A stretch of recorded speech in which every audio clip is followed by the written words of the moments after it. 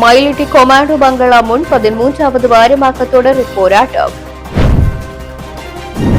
ராகிதோ சரத் உள்ளிட்ட மூவருக்கும் தொடர்ந்து விளக்கமறியல். செம்மணி புதுக்குழிக்குள் இருந்து விரல் என்புடன் மீட்கப்பட்ட மோதிரம். பரபரப்பை ஏற்படுத்திய போலீஸ் மாதிபரின் மரணம். போலீஸ் தரப்பில் இருந்து வெளியான அறிக்கை. தமிழ் கட்சிகளின் கூட்டணிக்கு மணிவண்ணன் எதிர்ப்பு.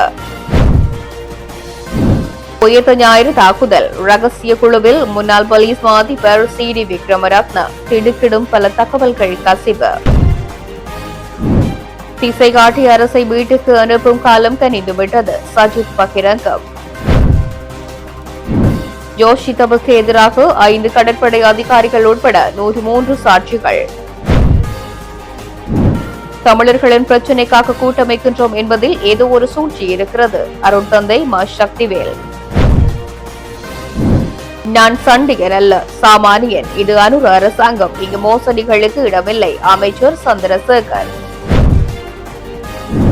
செம்மணி புதைக்குழி குற்றவாளியை காட்டிக் கொடுக்க முன்வந்த ராணுவ வீரர் டக்ளஸ் பகிரங்கம். முள்ளிவாய்க்கால் கிழக்கில் சீரமைக்கப்படும் கம வீதியை நேரில் சென்று பார்வையிட்டார் ரவிகரன் MP.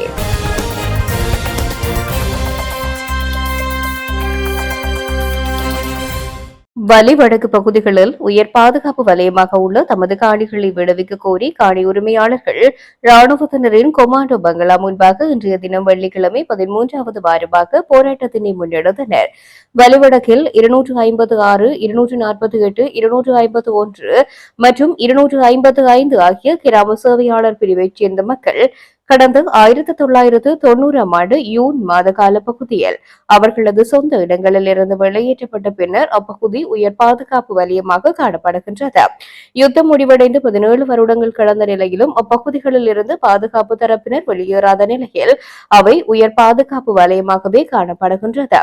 இந்நிலையில் தமது காணிகளை விடுவிக்குமாறு பல வருடங்களாக காணி உரிமையாளர்கள் போராடி வரும் நிலையில் காணிகள் விடுவிக்கப்படாத நிலையில் காணிகளை விடுவிக்குமாறு பிரதி வெள்ளிக்கிழமைகளில் போராட்டங்களை முன்னெடுப்பதாக காணி உரிமையாளர்கள் முடிவெடுத்திருந்த நிலையில் இன்றைய தினம் வெள்ளிக்கிழமை 13வது வாரமாக போராட்டத்தை முன்னெடுத்தனர்.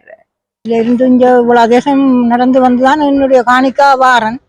ஆனா இங்க அருணா பிரச்சனையில் இவன் கொமாண்டன் தான் ஏதோ ஓடின பிள்ளைன் ரோட்டை தஞ்சிட்டு நிற்கிறான். தஞ்சை காணியாம் தஞ்சை பிள்ளைன் ரோட்டாம். நாங்கள் இருக்கின்றனே இந்த பிள்ளைன் ரோட்டு சின்ன ரோட்லான பிள்ளைன் ஓடினது. இப்ப தஞ்சை காணிக்க பிள்ளைனோட போறாரு. நாங்கள் தெருவழிய தெரியுன்னா ஒரு பிள்ளைனோட காணி வேணுமா? யாழ்ப்பாணத்துல இருந்து இங்க வந்து பிள்ளைன் எடுத்து ஓடுறாரு. வந்து எங்கட காணிங்க விடுறது பிள்ளைனோட காணி கேட்கிற எங்கட காணிங்க விட்டா நாங்களே பிள்ளைனோட வேணும். இங்க நாங்களே பிள்ளைனோட கூப்பிடல, பாதுகாப்புக்கும் கூப்பிடல. பாதுகாப்புக்கு வந்துருந்து பிள்ளைன்னு ஓடிக்கொண்டு ஓடுறதுக்கு எங்களை சொந்த காணிகளை வச்சுக்கொண்டு நாங்கள் வேண்டி விட்டு காணி ஓடும் கொண்டு எங்கட நிலத்தை விட்டா நாங்கள் எங்களை குடியேறி எங்களை சொந்த வீடு வாசல்ல இருப்போமே. இவ்வளவு தேசம் நடந்து வந்து இந்த காணி பூமிக்காக அங்க இருந்து நடந்து வாரோம். நடந்து வந்து காணிக்காக ஓடி நடந்து வாரோம். அவர் காணிங்க பிள்ளையனோட காணி பத்தாதான் முந்தி ஓடின பிள்ளையன் ரோடு தானே. இப்பதானே இந்த பிள்ளையன் ரோட்டு 90ஆம் ஆண்டு ரோட்டை பெருப்பிச்சு பிள்ளையன் ஓடுற காணியை கண்டுட்டு போகவா விருப்பம் வருது இல்லை. அன்றைக்கு வேற தெரியும் இதை தேங்காய்ச்சி கொண்டு போறாங்களாம். கொண்டை விட்டுட்டு சொந்த காணி தென்னை நட்டை வந்து தேங்காயெல்லாம் வச்சு கொண்டு போய் ஓடிக்கினோம். நாங்கள் தெருவழி எதிர்க்கிறோம். தேங்காய் ஏற்றினோம், உழைக்கினோம். எங்களை காணிங்க விடுறதுக்கே நம்ம பிள்ளையன் ஓடுறதுக்கு காணி வேணுமா? கொமாண்டர் நேரம் வந்து எங்களோட கதை கிடைக்குமிங்க. நேரம் வந்து கதை பார்ப்போம். எங்கட காணிங்க வச்சு கொண்டு பலாளிக்கனா ஊக்கம் பத்தாது. ஊக்கமா வந்து ஐயர் விட்டு அடி சொம்மையில இருந்தா அவன் தண்டை வாட்டு கழுவி போவான். காணிங்க விட்டுட்டு வார போறவே நண்டு கொண்டு இருக்கிறான். காணிங்க விட்டுட்டு பலாளி கொமாண்டன் எங்கட காணிங்க விட்டுட்டு போறதுக்கே இங்க இருக்கிறாங்க. கூப்பிடுறோமோ பாதுகாப்பு கூப்பிடுறோமோ ரோட்ல யாரு கூப்பிட்டவன் பொலிசு பாதுகாப்பு கூப்பிட்டு இங்க வச்சிருக்கணும். நாங்கள் கூப்பிடல. ரோட்ல பாதுகாப்புக்கு வந்து இங்க கடைசியா காணி பூமி முழுக்க ஆட்சி கொண்டு இருக்கணும். அந்த கொமாண்டன் நேரம் வந்து கைக்க வந்தனா காணியோ நீ வேண்டியோ காணியை நாங்கள் பாடுபட்டு வேண்டி விட நீ வந்து இங்க பிள்ளைன்னு ஓடுறது காணியை வச்சு கொண்டு இருக்கிற எங்கிற சொத்தை விட்டாயே நாங்கள் உங்க அலைய போறோம். முன்னாள் நீதி அமைச்சர் விஜயதாச ராஜபக்ஷவின் மகனும் சட்டத்தரணியுமான ரக்கித ராஜபக்ஷ ஐக்கிய மக்கள் சக்தியின் முன்னாள் ஹொரணை தொகுதி அமைப்பாளர் சரித் அபேசிங்க மற்றும் சிவில் விமான போக்குவரத்து அதிகார சபையின் முன்னாள் பணிப்பாளர் அருண வருணஹெந்திகே ஆகியோர் மீண்டும் விளக்கமறியலில் வைக்கப்பட்டுள்ளனர். குறித்த மூவரும் இன்று கொழும்பு பிரதான நீதிவான் நீதிமன்றத்தில் முன்னிலைப்படுத்தப்பட்டதைத் தொடர்ந்து அவர்களை எதிர்வரும் 28ஆம் தேதி வரை விளக்கமறியலில் வைக்குமாறு நீதிமன்றம் உத்தரவிட்டுள்ளது. செம்மணி மனித புதைகுழியின் 3ஆம் கட்டத்தின் 35ஆம் நாள் அகழ்வு பணிகள் இன்றைய தினம் வெள்ளிக்கிழமை நடைபெற்றது. செம்மணி மனித புதைகுழியில் 3ஆம் கட்ட அகழ்வு பணிகளை 56 நாட்கள் முன்னெடுக்க நீதிமன்றம் அனுமதி வழங்கிய நிலையில் 35வது நாளான இன்றைய தினம் வெள்ளிக்கிழமை புதிதாக 11 எண்புக்கூடுகள் அடையாளம் காணப்பட்டுள்ளது. அதேவேளை ஏற்கனவே அடையாளம் காணப்பட்டதில் 7 எண்புக்கூடுகள் அகழ்ந்து எடுக்கப்பட்டுள்ளது. அதே நேரம் சேதமடைந்த மோதிரம் ஒன்றும் விரல் எலும்புடனான செப்பிலான மோதிரம் ஒன்றும் குவியலாக 2 தொகுதி எண்புக்கூடுகளும் அடையாளம் காணப்பட்டுள்ளது. அதன் அடிப்படையில் செம்மணி புதைகுழி முதலாம் 2ஆம் மற்றும் 3ஆம் கட்டம் என இதுவரையில் 89 நாட்கள் அகழ்வு பணிகள் முன்னெடுக்கப்பட்ட நிலையில் 431 எண்புக்கூடுகள் அடையாளம் காணப்பட்டுள்ள நிலையில் 423 எண்புக்கூடுகள் முற்றாக அகழ்ந்தெடுக்கப்பட்டுள்ளது. முஸ்லிம் கட்சிகளும் தமிழ் தேசிய கட்சிகளும் தற்பொழுது கூட்டாக இணைந்துள்ளனர். இதில் குறிப்பாக முஸ்லிம் கட்சிகள் தமிழ் மக்களுடைய போராட்டத்துக்கு ஆதரவாக இருக்கவில்லை என்பது வரலாற்று ரீதியான ஒரு கசப்பான உண்மை என தமிழ் மக்கள் கூட்டணியினுடைய உப செயலாளர் விஸ்வலிங்கம் மணிவண்ணன் தெரிவித்துள்ளார். நேற்று இடம்பெற்ற ஊடக சந்திப்பொன்றில் கலந்து கொண்டு கருத்து தெரிவிக்கும் போதே அவர் இவ்வாறு குறிப்பிட்டுள்ளார். அவர் மேலும் தெரிவிக்கையில், எதிர்வரும் காலங்களில் மலேக கட்சிகளும் முஸ்லிம் கட்சிகளும் தமிழ் மக்களினுடைய உரிமை கோரிக்கைகளை ஏற்று அங்கீகரித்து தமிழ் மக்களுடைய உரிமை போராட்டத்துக்கு வலுவான சக்திகளாக இருப்பார்கள் என்றால் அது ஒரு வரவேற்கத்தக்க முற்போக்கான விடயமாக இருக்கும். ஆனால் இவர்களுடைய நோக்கம் தேர்தலை கணக்கிட்டு உருவாக்கப்பட்ட கூட்டாக இருக்கும் என்றால் அது ஒரு தேவையில்லாத கூட்டாகத்தான் எதிர்காலத்தில் அமையும். இந்த கூட்டணி நாடாளுமன்றத்திலே தமிழ் மக்களுடைய உரிமை குரலாக காணப்படும் என்றால் அது வரவேற்கத்தக்கதாக இருக்கும் என்று குறிப்பிட்டுள்ளார். வடக்கு கிழக்கில் தமிழ் தேசிய கட்சிகளின் ஒற்றுமை என்பது விமர்சனங்களுக்கு உள்ளாகி இருக்கின்றது. இந்த விடயம் தொடர்பில் மணிவண்ணனிடம் வினவிய போது, இந்த கூட்டு அவசியமற்ற கூட்டு என்று நான் திட்டவட்டமாக சொல்ல மாட்டேன். ஏனெனில் சிறுபான்மையினர் ஒன்றுபட்டு செயல்பட வேண்டும் என்பது கட்டாய தேவை. இதனை விமர்சித்து இந்த கூட்டு அரசியல் நோக்கத்துக்கு தேவையில்லை என்று நான் விமர்சிக்க தயாராக இல்லை. என்னை பொறுத்தவரையில் இவ்வாறான கூட்டுகள் சிறுபான்மையின மக்கள் இந்த நாட்டில் பலமடைவதற்கு ஒரு சந்தர்ப்பத்தை கொடுக்கும். ஆனால் இந்த கட்சிகளிடையே கடந்த காலம் எங்களுக்கு நம்பிக்கையினதை தருகின்றது. மலேக கட்சிகளாக இருக்கலாம், முஸ்லிம் கட்சிகளாக இருக்கலாம், எப்பொழுதுமே ஆளும் பக்கத்தோடு தங்களது அடையாளப்படுத்திக் கொண்டு அமைச்சு பதவிகளுக்காக தங்களை நளினப்படுத்திக் கொண்டு செயல்பட்ட கட்சிகள். ஆகவே மலேக கட்சிகளாக இருந்தாலும் முஸ்லிம் கட்சிகளாக இருந்தாலும் கடந்த கால செயற்பாடுகளுக்கும் ஈழத் தமிழ் மக்களுடைய அரசியல் போக்குக்கும் ஒத்துப்போகாத தன்மை அல்லது முரண்பாடான தன்மை கடந்த காலங்களில் இருந்து இருந்தது. தேசிய மக்கள் சக்தியினுடைய ஆட்சியை தென்னிலங்கையில் தாக்குப்பிடிக்க முடியாத காரணத்தினால் இவ்வாறான கூட்டு உருவாக்கப்படுகின்றது என்றால் அது ஒரு தேவையில்லாத கூட்டாகத்தான் இருக்கும். எண்ணிக்கையில் சிறுபான்மையினராக இருக்கக்கூடிய மக்களுடைய அரசியல் பலத்தை கூட்டுவதற்கான ஒரு அடிப்படை மனச்சாட்சியுடன் கூடிய ஒரு கூட்டாக இருந்தால் நன்மை அளிக்கும் என்றார்.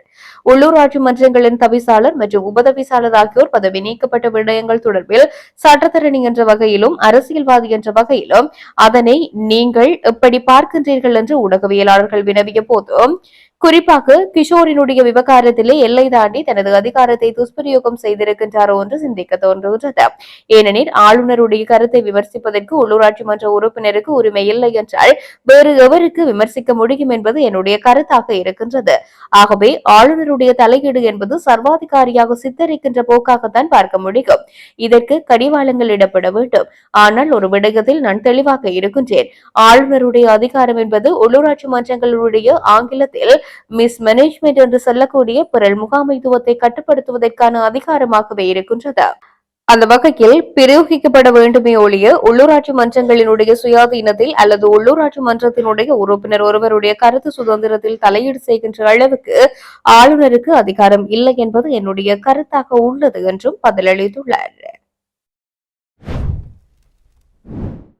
உயிர்த்த ஞாயிறு குண்டு தாக்குதல் நடந்த பின்னர் அதன் சாட்சியங்கள் மற்றும் பிரதான சூத்திரதாரியாக செயற்பட்டவர்களை காப்பாற்றுவதற்காகவே சுரேஷ் செல்லி தலைமையில் செயற்பட்ட பிரதான குழுவில் முன்னாள் போலீஸ் மா அதிபர் சி டி விக்ரமரத்னவும் இருந்துள்ளதாக லண்டனில் இருந்து இயங்கும் இலங்கை போலீசாரை அரசியல் அழுத்தங்களில் இருந்து பாதுகாக்கும் சர்வதேச அமைப்பு புலனாய்வு தகவல்களை மேற்கோள் காட்டி அதிர்ச்சி தகவல்களை வெளியிட்டுள்ளது. அன்றைய பொது பாதுகாப்பு அமைச்சர் சரத் வீரசகரவின் அமைச்சு கட்டடத்தின் மேல் மாடியில் ஒவ்வொரு திங்கட்கிழமையும் காலை 9 மணிக்கு குறித்த குழு கூடியுள்ளது. அந்த குழுவில் சரத் வீரசேகர, ஜெனரல் ஜகத் ஆல்பிஸ், டபிள்யூ திலகரத்னு, சி டி விக்ரமரத்ன, அன்றைய போலீஸ் மா அதிபர் ஆகியோரே முக்கிய பங்கு வகித்துள்ளனர். இலங்கையின் போலீஸ் மா அதிபர் அன்று குற்றவாளிகளை பிடிக்கும் இடத்தில் இருக்கவில்லை. சீருடையை அணிந்து கொண்டு சரத் வீரசேகர போன்றவர்களுடன் இணைந்து உயிர்த்த ஞாயிறு தாக்குதலின் பெருமளவான சாட்சியங்களை அளித்துள்ளார். அதில் முக்கியமான உயிருள்ள சாட்சியாக இருந்து சாரா யாஸ்மின் இறந்துவிட்டார் என்று காட்டுவதற்காக 3வது DNA பரிசோதனையை செய்வதற்கு முன்பு 1வது 2வது என்று சிலவற்றை செய்துள்ளார்கள். இந்த கும்பல் நடத்தும் கூட்டத்திற்கு வேறு யாருமே செல்ல முடியாது. அன்றைய தினம் அந்த கட்டடத்திற்கு சுரேஷ் சாலை வந்தவுடன் அனைத்து கதவுகளும் முழுமையாக மூடப்படும், ராணுவம் நிறுத்தப்படும். இந்த கலந்துரையாடல் முடியும் வரை கமாண்டோக்கள் கொண்டு வந்து நிறுத்தப்படுவார்கள். அந்த கலந்துரையாடலில் தான் தீர்மானங்கள் எடுக்கப்பட்டன. சாரா யாஸ்மின் இறந்துவிட்டார் என்பதை காட்ட வேண்டும் என்பதுதான் சுரேஷ் செல்லையின் தீர்மானமாக இருந்தது. எந்த வழியில் இவர்கள் சூழ்ச்சி செய்தாலும் உயிர்த்த ஞாயிறு தாக்குதல் தொடர்பாக இதுவரையில் முன்வைக்கப்பட்டுள்ள அனைத்து சாட்சியங்களும் வாக்குமூலங்களும் இன்னும் மிக வலுவான உறுதியான சான்றுகளாக இருக்கின்றன. இதனால்தான் ஷெலைவின் மனைவி இப்போது காணாமல் போயுள்ளார். மேஜர் ஜெனரல் ஜகத் அல்விஸை உடனடியாக கைது செய்ய வேண்டும். வெள்ளை வேன் கடத்தல்களை செய்தவர் இவர்தான். யகத் அல்விஸ் தான் நேரடி உத்தரவுகளை பிறப்பித்தார். யகத் அல்விஸ் தான் கோட்டாபயவின் தேவைக்கேற்ப போந்தல, ஜெயந்தல போன்றவர்களின் கை கால்களை உடைக்க உத்தரவிட்டார். கோட்டாபயவின் மிக நெருங்கிய நண்பன், அத்தனை விசுவாசே. உயிர்த்த ஞாயிறு தாக்குதலின் எந்தெந்த சாட்சியங்களை அளிப்பது, எந்த சாட்சியங்களை நாம் புதிதாக கொண்டு வருவது என்று ஒவ்வொரு திங்கட்கிழமையும் திட்டம் தீட்டப்பட்டுள்ளது. இப்படித்தான் நௌஃபர் மௌலவி போன்றவர்களை முழுமையாக கோர்த்துவிட்டு 33,000 குற்றச்சாட்டுகளை சுமத்தினார்கள். அதற்கு பொருத்தமாக சட்டமா அதிபர் திணைக்களத்தில் இருந்தும் அவர்களுக்கு தேவையான ஆட்களை கண்டுபிடித்தார்கள். சுரேஷ் செல்லை போன்றவர்கள் சட்டமா அதிபர் திணைக்களத்திற்கும் சென்று விரிவுரைகள் நடத்தினார்கள். விரிவுரைகள் நடத்திய ஆட்களை சட்டமா அதிபர் திணைக்களத்திற்கு வரவழைத்து அவர்களை நீதிமன்றத்தில் நிறுத்தினார்கள். இதனை மிக கச்சிதமாக ஒரு நாடகமாக உருவாக்கினார்கள். குற்றப்புலனாய்வு திணைக்களம் சுரேஷ் செல்லை, சி டி விக்ரமரத்ன, ஜகத் அல்விஸ், டபிள்யூ திலகரத்ன ஆகியோர் பொது பாதுகாப்பு அமைச்சில் திங்கட்கிழமை காலையில் நடத்திய அந்த ரகசிய கலந்துரையாடல்கள் என்ன என்பது பற்றி விசாரிக்க வேண்டும். சட்டவிரோத போராட்டம் தொடர்பான வழக்கில் பிணையில் இருந்தபோது நீதிமன்றத்தில் முன்னிலையாக தவறிய நகர அபிவிருத்தி பிரதி அமைச்சர் ஏரங்க குணசேகர மற்றும் நாடாளுமன்ற உறுப்பினர் யகத் மனுவர்ண உள்ளிட்ட மேலும் 4 கைது செய்து நீதிமன்றத்தில் முற்படுத்துமாறு பிடியாணை பிறப்பிக்கப்பட்டுள்ளது. கொழும்பு மேலதிக நீதிபதி கிங்ஸ்லி ஹெட்டியாராய்ச்சி இன்று இந்த பிடியாணையை பிறப்பித்துள்ளார். நீதிமன்ற உத்தரவை மீறி 2022 ஆண்டு அறக்கலைய போராட்டங்கள் தொடர்பான ஆர்ப்பாட்டத்தில் ஈடுபட்டதாக கூறப்படும் சந்தேக நபர்கள் வழக்கு விசாரணைக்கு அழைக்கப்பட்ட போது நீதிமன்றத்தில் முன்னிலையாகவில்லை என கூறப்படுகின்றது. இதனை அடுத்து இறங்க குணசேகர, யகத் மனுவர்ண, ரோஷன் அலி டானிஸ் அலியம், அமல் சலிந்து என்ற ஆர்மி அமில உதயங்குமார் மற்றும் ஹொஸ்வத்தகே மகாணாம தேரர் ஆகியோருக்கு எதிராக இவ்வாறு பிடியாணைகள் பிறப்பிக்கப்பட்டுள்ளன. அத்துடன் மேலதிக நீதிபதி இந்த வழக்கின் விசாரணையை எதிர்வரும் டிசம்பர் 4ஆம் தேதி வரை ஒத்திவைத்துள்ளார். தற்போதைய அரசு விவசாயிகளுக்கு வழங்கிய வாக்குறுதிகளை காற்றில் பறக்கவிட்டு அவர்களை நடுத்தெருவில் நிறுத்தியுள்ளது என்று எதிர்க்கட்சித் தலைவர் சஜித் பிரேமதாச குற்றம் சாட்டியுள்ளார். இந்த அரசை வீட்டுக்கு அனுப்பும் போராட்டத்தை விவசாயிகளை தொடங்கிவிட்டனர் என்றும் கடந்த காலங்களில் மக்கள் எவ்வாறு தங்களுக்கு எதிராக செயல்பட்ட ஜனாதிபதிகளை விரட்டி அடித்தார்களோ அதே கதி இவர்களுக்கும் ஏற்படும் என்றும் சுட்டிக்காட்டினர். அம்பாந்தோட்டை வீரவில பிரதேசத்தில் நேற்று நடைபெற்ற விவசாயிகளுடனான சந்திப்பில் கலந்து கொண்டு உரையாற்றும் போதே இவ்வாறு குறிப்பிட்டுள்ளார். மேலும் உரையாற்றுகையில் நெல் 1 கிலோவை உற்பத்தி செய்ய 137 ரூபாய் செலவாகும் நிலையில் அரசு 120 ரூபாவையே உத்தரவாத விலையாக வழங்குகின்றது. இதனால் 1 கிலோவுக்கு 17 ரூபாய் நஷ்டம் ஏற்படுகின்றது. தேர்தல் காலத்தில் வாக்குறுதி அளிக்கப்பட்ட 150 ரூபாய் உத்தரவாத விலை வழங்கப்படவில்லை. தரமற்ற உரம் மற்றும் கிருமிநாசினிகளின் இறக்குமதி, உர மானியம் சரியான நேரத்தில் கிடைக்கப்பெறாமை மற்றும் உர உபகரணங்களின் விலை உயர்வு காரணமாக விவசாயிகள் பெரும் கடன் சுமையில் சிக்கியுள்ளனர். நாட்டின் 30% முதல் 40% மக்கள் வறுமையில் வாடுவதற்கு அரசின் தவறான கொள்கைகளே காரணம். விவசாய பிரச்சினைகள் குறித்து பேசுவதற்கு நாடாளுமன்றத்திலும் ஊடகங்களிலும் வாய்ப்புகள் மறுக்கப்படுகின்றன. விவசாய அமைச்சர் ஊடகவியலாளர்களை பார்த்து விரல் நீட்டு போக்கை கடைபிடித்து வருகின்றார். கடந்த காலங்களில் மக்கள் எவ்வாறு தங்களுக்கு எதிராக செயல்பட்ட ஜனாதிபதிகளை விரட்டி அடித்தார்களோ அதே கதி இவர்களுக்கும் ஏற்படும் என்றார். இலங்கை கடற்படையில் லெப்டினன்டாக இருந்தபோது ஜோஷித ராஜபக்ச சுமார் 60 மில்லியன் ரூபாவை எவ்வாறு சம்பாதித்தார் என்பதை நிரூபிக்க தவறியது தொடர்பாக பண மோசடி தடுப்பு சட்டத்தின் கீழ் உயர் நீதிமன்றத்தில் ஒரு வழக்கு தாக்கல் செய்யப்பட்டுள்ளது. இவ்வழக்கில் சுமத்தப்பட்ட குற்றச்சாட்டுகளில் பல மில்லியன் ரூபாய்களை பெறுதல் மற்றும் கொழும்பு பங்கு சந்தையில் முதலீடு செய்தல், அத்துடன் பண்டாரவளை எல்ல பகுதியில் ஒரு தோட்டத்தை வாங்குதல் ஆகியவை அடங்கும் என்று தெரிவிக்கப்பட்டுள்ளது. இந்த முறைப்பாட்டில் முன்னாள் கடற்படை தளபதி வைஸ் அட்மிரல் ரவி சிந்தியா, சிரேஷ்ட தலைமை தளபதி லெப்டினன்ட் கமாண்டர் DAA அரந்தர் மற்றும் மேலும் 5 கடற்படை அதிகாரிகள், அத்துடன் 98 சாட்சிகளின் பெயர்களும் குறிப்பிடப்பட்டுள்ளதாக தெரிவிக்கப்படுகின்றது. இதுகுறித்து தென்னிலங்கை ஊடகம் ஒன்று கீழ்வருமாறு செய்தி வெளியிட்டிருக்கின்றது.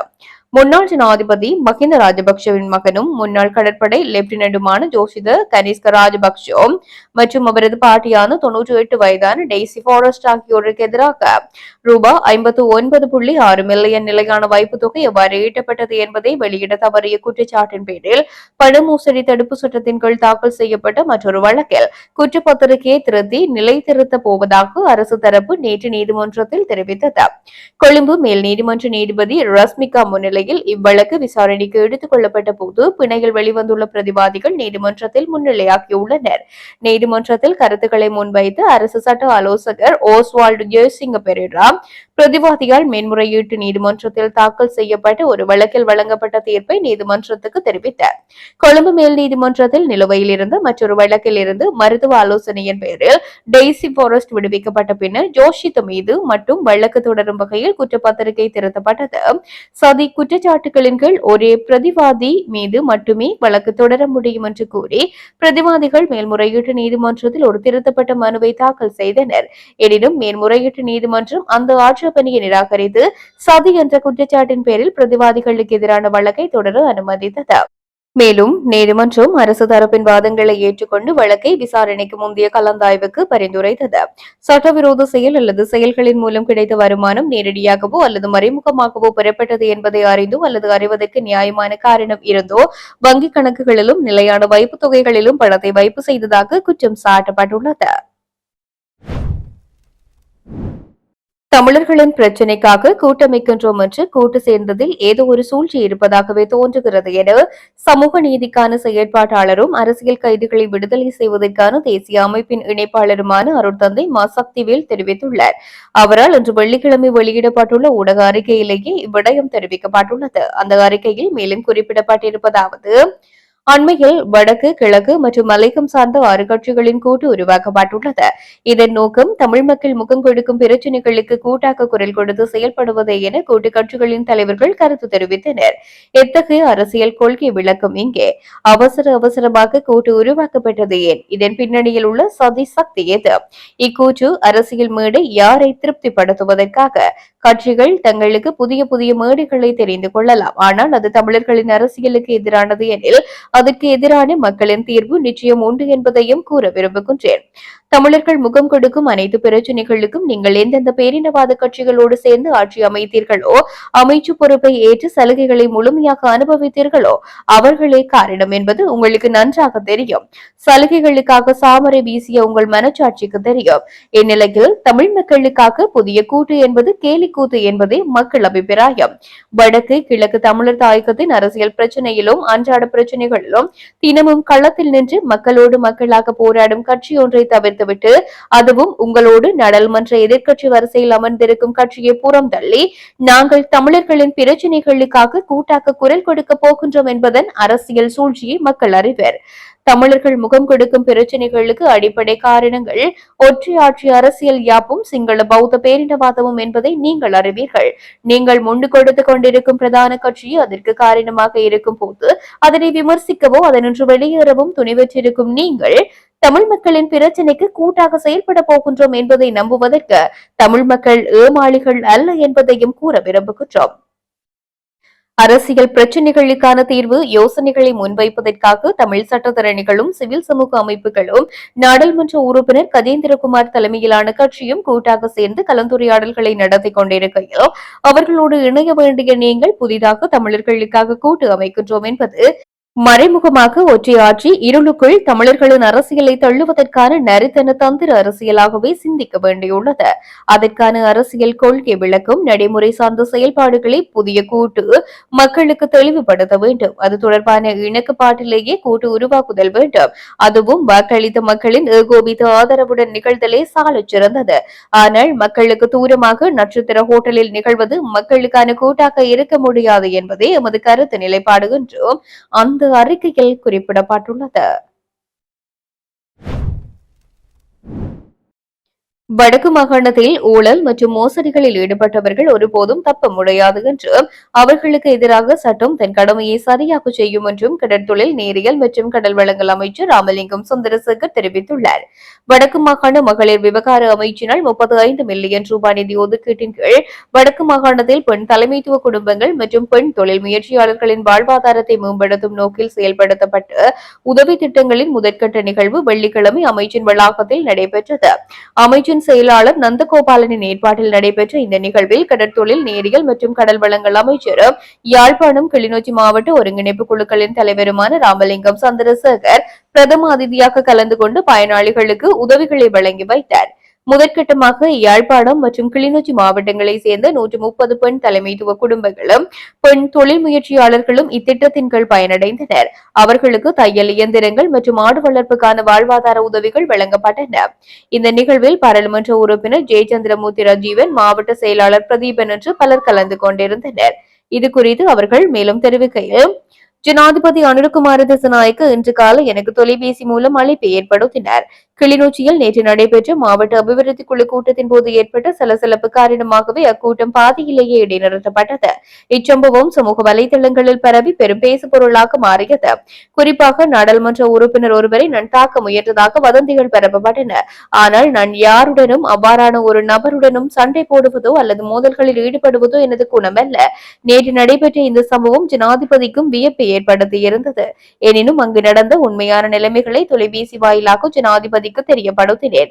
இதேவேளை யாழ் மாவட்டத்தில் உள்ள பெண் தலைமைத்துவ குடும்பங்கள் மற்றும் வறுமையால் பாதிக்கப்பட்ட பெண்கள் தொடர்பான துல்லியமான தரவுகளை சேகரிக்குமாறு ஜனாதிபதி என்னிடம் கேட்டுக் கொண்டார். ஏனெனில் எதிர்வரும் ஆண்டில் எமது அரசாங்கம் வறுமை ஒழிப்பு திட்டங்களுக்கே முன்னுரிமை வழங்க உள்ளது.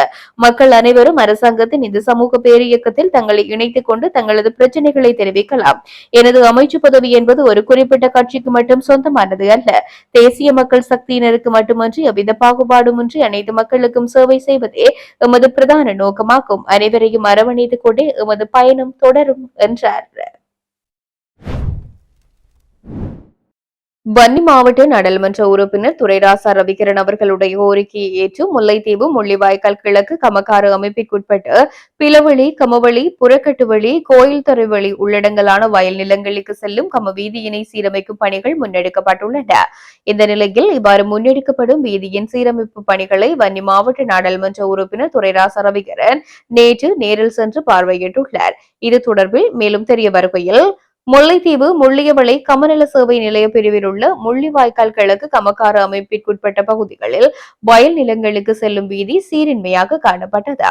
இத்தகைய சூழலில் அவ்வீதியை பயன்படுத்தும் விவசாயிகள் விதை, நெல், உரம் உள்ளிட்ட விவசாய உள்ளீடுகளை எடுத்துச் செல்வதிலும் அறுவடை செய்த நெல்லினை எடுத்துச் செல்வதிலும் பெருத்த இடர்பாடுகளுக்கு முகம் கொடுத்தனர். இந்நிலையில் விவசாயிகளின் முறையீட்டை அடுத்து வன்னி மாவட்ட நாடாளுமன்ற உறுப்பினர் துரைராசா ரவிகரன் கடந்த 14 அன்று குறித்த பகுதிக்கு நேரில் சென்று நிலைமைகளை ஆராய்ந்தது குறித்த கம வீதியை சீரமைப்பு செய்வது தொடர்பில் தம்மால் கவனம் செலுத்தப்படும் என்றும் தெரிவித்திருந்தார். அதனைத் தொடர்ந்து இவ்வீதியை சீரமைப்பது தொடர்பில் நாடாளுமன்ற உறுப்பினர் ரவிகரன் முள்ளியவளை கமநல அபிவிருத்தி உத்தியோகத்தர் பேரம்பலம் தியாரூபனிடம் தொடர்ச்சியாக வலியுறுத்தி வந்தார். இந்நிலையில் நாடாளுமன்ற உறுப்பினர் அவர்களினுடைய வலியுறுத்தலை அடுத்து 300 ஏக்கர் வரையான வயல் நிலங்களுக்கு செல்வதற்காக பயன்படுத்தப்படும் குறித்த 1.55 கிலோமீட்டர் தூரமான கம வீதியை சீரமைக்கும் பணிகள் ஆரம்பிக்கப்பட்டன. இந்த நிலையில் குறித்த வீதியின் சீரமைப்பு பணிகளை நாடாளுமன்ற உறுப்பினர் துரைராசா ரவிகரன் நேற்று நேரில் சென்று பார்வையிட்டிருந்தார்.